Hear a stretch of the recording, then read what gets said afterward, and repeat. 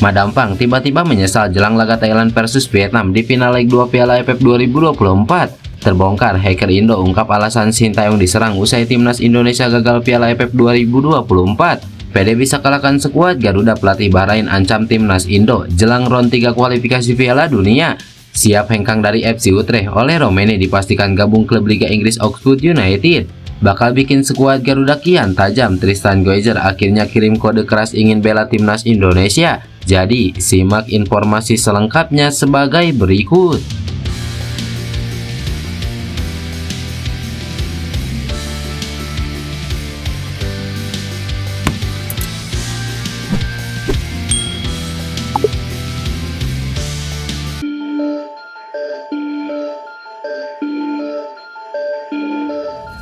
Sebagaimana yang diketahui, laga final leg 2 Piala AFF 2024 antara Thailand versus Vietnam akan segera digelar.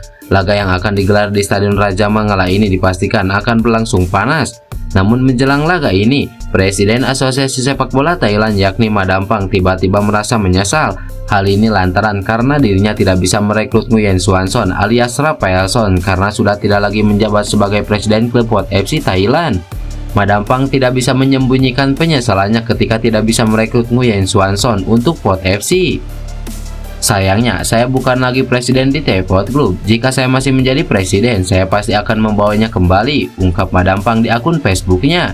Kata-kata Madampang itu diungkapkan setelah melihat penampilan impresif Nguyen Xuan Son saat membela timnas Vietnam menghadapi Thailand di final leg pertama Piala AFF 2024. Dalam pertandingan tersebut, Nguyen Xuan Son sukses menjadi pembeda. Striker kelahiran Brazil itu berhasil mencetak 2 gol untuk kemenangan 2-1 Vietnam atas Thailand.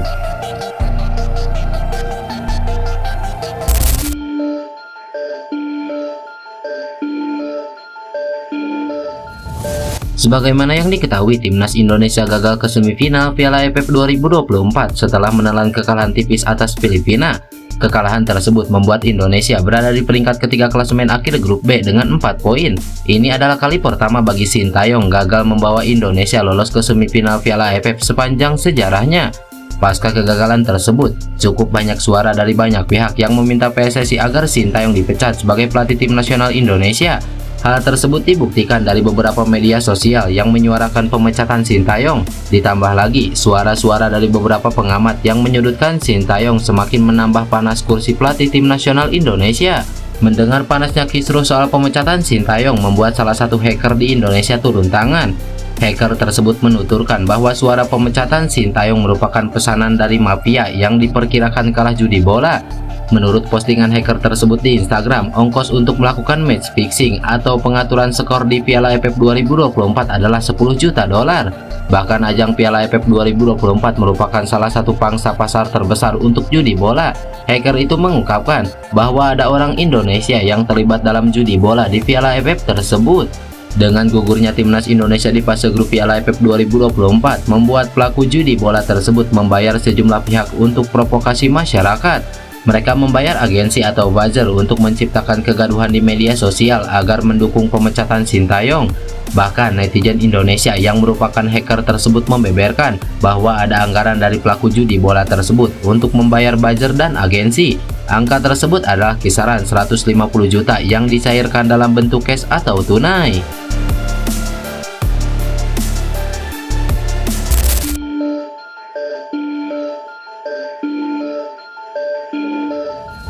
Sebagaimana yang diketahui, Bahrain mencatatkan raihan bagus di Piala Teluk 2024. Ya, mereka berhasil menembus babak final usai mengalahkan Kuwait. Dengan modal itu, pelatih Bahrain yakni Dragan Talajic percaya diri bahwa performa anak asuhnya bisa merembet ke kualifikasi Piala Dunia 2026. Ya, Bahrain akan menjadi lawan timnas Indonesia di laga selanjutnya. Pertandingan tersebut nantinya akan digelar di GBK. Tanpa memikirkan kekuatan timnas Indonesia, Dragan Talajic pede anak asuhnya mampu mempermalukan skuad Garuda.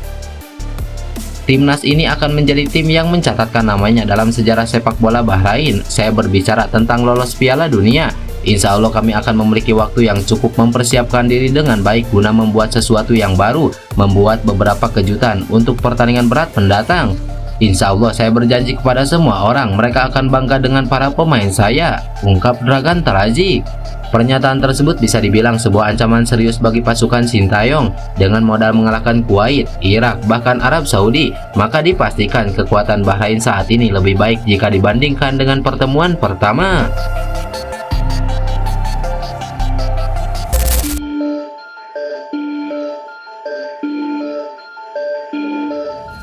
Calon pemain timnas Indonesia yakni Ole Roemeny dikabarkan sudah sepakat untuk melanjutkan karir di klub kasta kedua Liga Inggris Oxford United.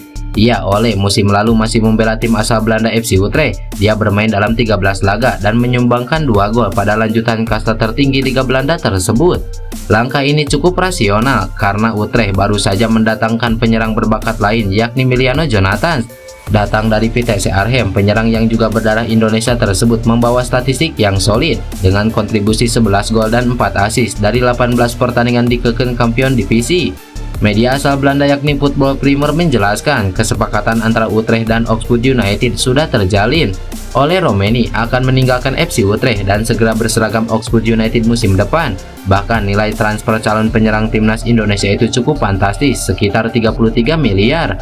Tentunya hal tersebut terjadi karena Ole Roemeny masih memiliki kontrak berdurasi 1 tahun bersama FC Utrecht.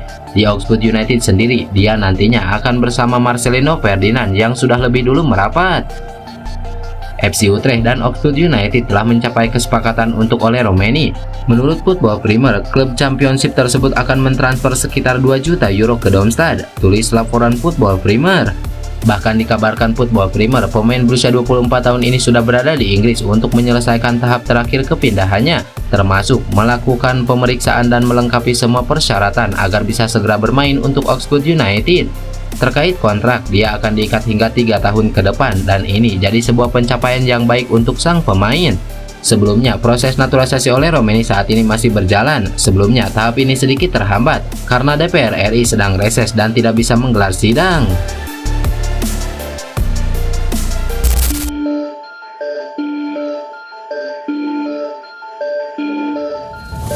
Baru-baru ini, publik tanah air dihebohkan dengan salah satu pemain keturunan yang berbakat yakni Tristan Guezer. Hal ini lantaran dirinya kedapatan membuat tato bertuliskan keluarga di dadanya.